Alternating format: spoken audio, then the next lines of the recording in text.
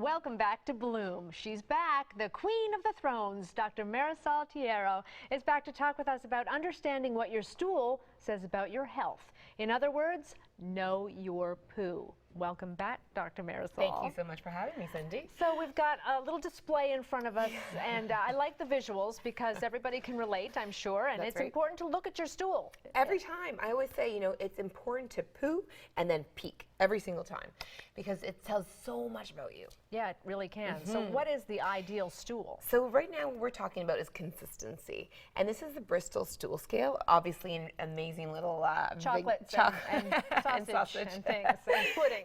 So you may not look at your food the same way from moving forward. So what is this telling you if you've got little pellets like this? So this right here is the perfect poo. Oh, that's the perfect poo? And everything on this side is basically constipation. Oh. So the more severe the constipation, you're really pooing like rabbit pellets. So it just looks so small. You know, it's like little by little, it's hard to get them out. You strain on the toilet.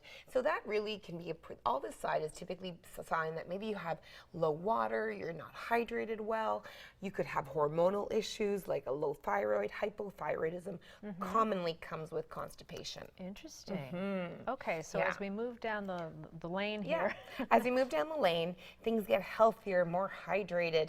You know, your metabolism is working really, really well. So this is the perfect poo, and it is large. It is large. It is large. I can't say I've seen that. A big, long, large sausage. Now, you can let this go one time in the bathroom, or it could be in like different denominations. So you could like split it up in 3 parts. Okay. You could have it 4 parts, one whole time.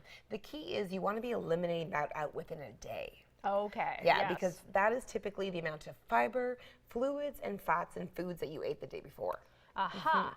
All right, and then as we get a little looser. Right, exactly. You're getting looser. You know, you could be an infectious diarrhea perhaps, or maybe you're stressed out. Stress can commonly cause diarrhea or looser stools because the body just has an inability to keep it in, right? If you're anxious, you're stressed out, body does a forced evacuation of it. So always keep in mind that it's not always that you have an infectious diarrhea, but it can actually be that you're a little bit stressed. So you believe that we should at least be going once a day, right? Absolutely, yeah. And you know, women tend to go less than men go. On average, men will go every 1.7 days, and women will go every 2.5 days. So it's really important to get optimal in your health, you know, to move, make sure you're eating the good, healthy foods, lots of fibers, lots of fats, lots of fluids. Right? How common is it for people to go more than once a day?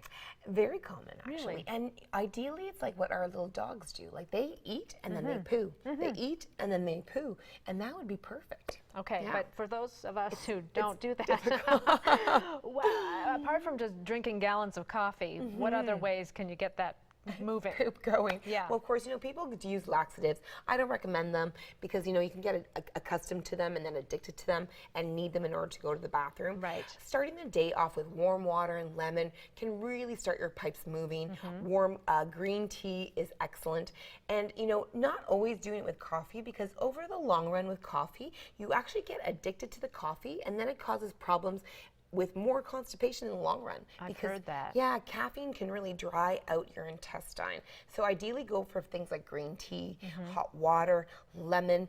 Fasting is also something that can really help people go to the bathroom because if you keep a period of 4 hours minimum without eating, so trying to avoid snacks, your body can actually more naturally move your stool out. Interesting. Yeah. When you have your warm drink in the morning, how much time should you put between that and having your breakfast? I'd say at least like 30 minutes to an hour. Just allow your body to absorb all that fluids and allow it to absorb in your intestine, and then things will start to move. And how important are healthy fats when it comes to being able to move all that along? It's lubrication, right? So Think it's about it. Yeah. It's true, totally lubrication. Like oil lubricates an engine, you want to lubricate your intestine so you can have those great bowel movements. Is it ever possible to get too much fiber? Not really, because you're looking for anywhere between 20 to 30 grams per day. And you should get that from what? Vegetables, ideally, much better than fruits and even like things like psyllium, but you know, we need a little bit of everything in variety in our diet. So you want to aim for 5 to 10 servings of vegetables a day. Really aim for the 10. Okay, got it. Yeah.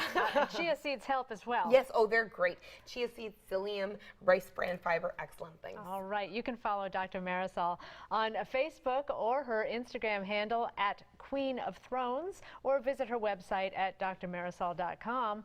Thank you very much. You're so welcome, You are Cyndi. the Queen of the Thrones. We'll be back with more Bloom right after this.